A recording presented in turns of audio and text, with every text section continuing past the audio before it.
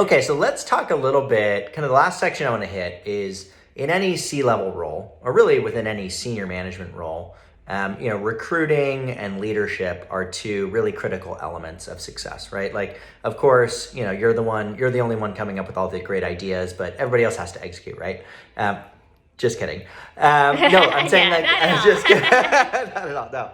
No, no, I think that as the company gets bigger, you become a smaller and smaller percentage of the total company, right? So obviously, and so I'd love to start with the recruiting side first, actually, because we had a little bit of conversation about that, and I thought the way that you approached it was really interesting. So could you talk through what are your recruiting philosophies? Like, how do you approach recruiting? How do you think about bringing in talent? I'd love to start there, if that works. Yeah, totally. I think that, as you said, recruiting is the most important thing that you can do as a leader, and it's also the most difficult. And so, I'd say that my philosophies are similar to actually how I described what the challenges and thinking are around how to think about growing a brand from small to big, in that you really have to start with what do you need today, but have a really clear vision of 3 years from now, where will you need the organization to be to hit the strategy that you've set out. So that you're not hiring, because you could say when you're a small brand, I need 20 coordinators because I just need someone to send out 1,000 influencer gifts. But a year, maybe not even a year later, but 6 months to 12 months later, you might say, oh no, I should have used 3 of those headcounts to hire a VP of marketing. I'm just making that up. And so I think having that approximate roadmap is really, really key.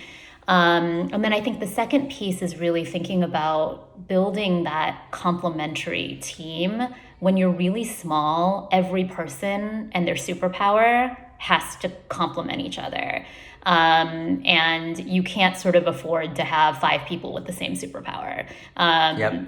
And so I think that's really what I try to look for is it's both the superpower from a work standpoint, but it's also the personalities.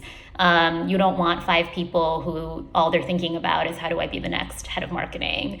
Yep. You also don't want 5 people who are super shy, introverted, don't want to talk to an influencer, etc.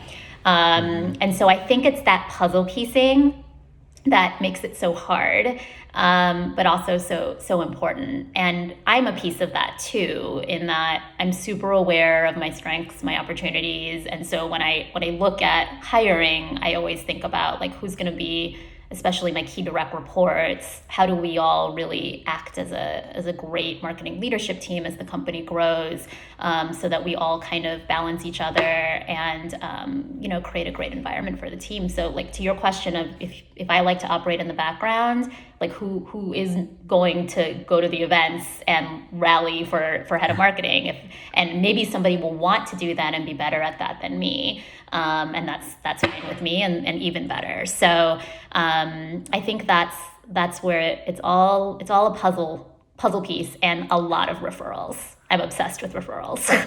I will dig high and low to find people that people just have worked with and rave about, because I think I'm sort of a believer in that people's regular references you can always find a friend to say good things about you. Of course, So of course. you always have to dig like one level deeper. And the beauty industry is small, which is good and bad.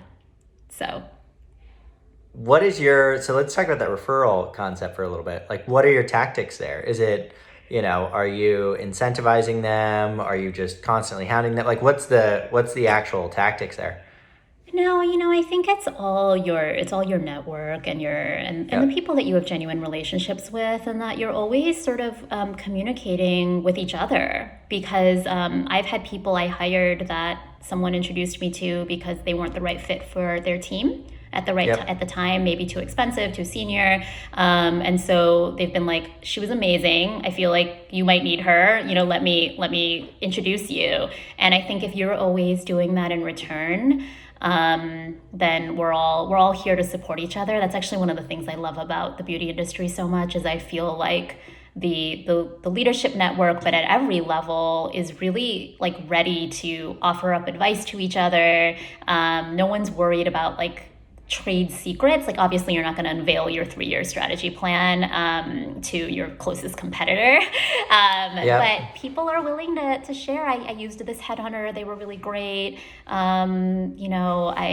I have somebody who I think is strong, but is not the right fit for my company anymore. And I really genuinely think that she just needs this environment. And I think just having those conversations and being open yourself is the key. And not, poaching people from your friends and, and all those types of things of the like unspoken, I'm sure, rules of beauty somewhere in there.